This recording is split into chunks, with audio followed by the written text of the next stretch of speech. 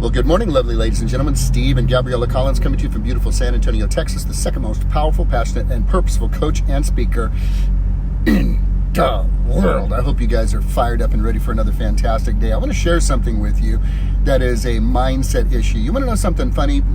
People that don't perform have a litany of conversations with themselves that has become their internal dialogue that has set a limitation on their life.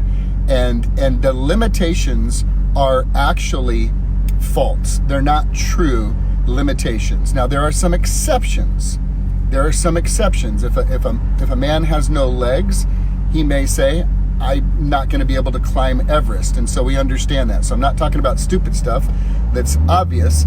I'm talking about things like, well, I don't have enough time. Well, I'm too busy. Well, I don't know enough. Well, I'm not educated enough.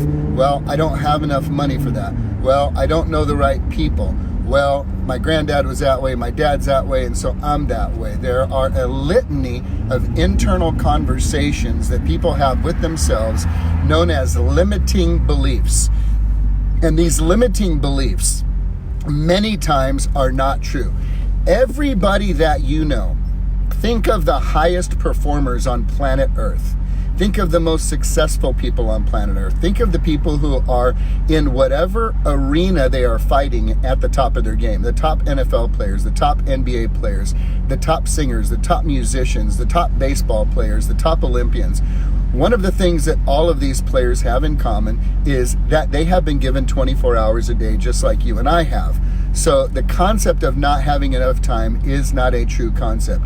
And the primary differentiator between the truly exceptional and the average is really just thinking. It's really just mindset. That is the true differentiating factor. So I want to drop a bomb on you this morning to consider, and it's this. Most people, average people, measure success as success. I'm succeeding, okay? Things are comfortable, things are cool, things are going the way that I want. This is great, this is success, okay? This is success, I'm achieving, okay? Things are good, things are okay, things are well, I'm comfortable, this is all right, I'm good. This is success. And so the average person measures success by success as an indicator, but I am going to share a little secret, a little nugget that I live by, that I have determined in the last 51 years, 31 being highly committed to personal growth and personal development.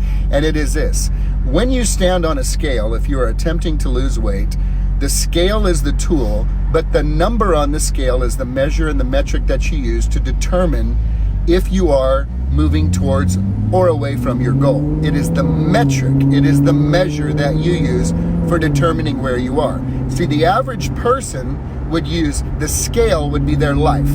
Okay, the scale would be their life. Their life is the tool, if you will. Okay, the metric and the measure that they are succeeding is success, achieving their goal. Does it make sense?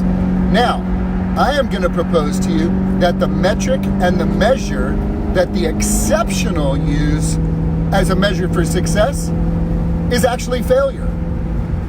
Failure is the measure and the metric for success if, here's a condition, if you are truly committed to discovering your capacity in terms of the gifts and talents that God has given you, and whether or not you are maximizing those gifts and talents, or whether you are resting on your laurels because you are comfortable.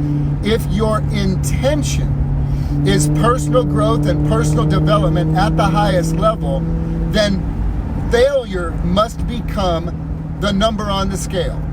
Failure must become the measure that you are winning. When you are losing, you are winning. When you are going down, you're actually going up.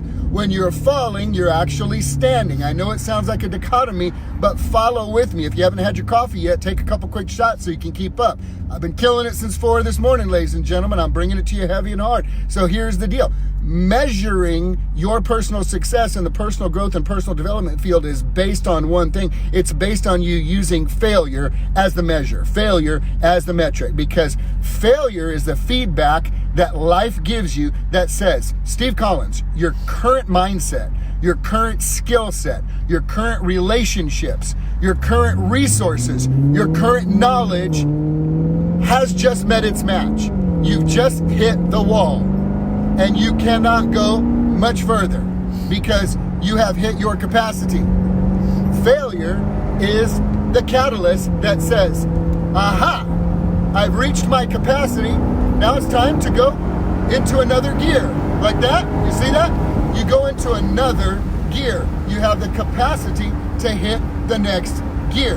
The problem is most people who have any measure of talent are like a Ferrari that has 6 gears, but they've never got out of third because they compare their success to their peers instead of their potential, and they sell themselves and everybody in their life short of who they could truly become. That would then be a ripple effect for all of the other people in their life to level up as they are encouraged and motivated and inspired by your ability to live your best life now.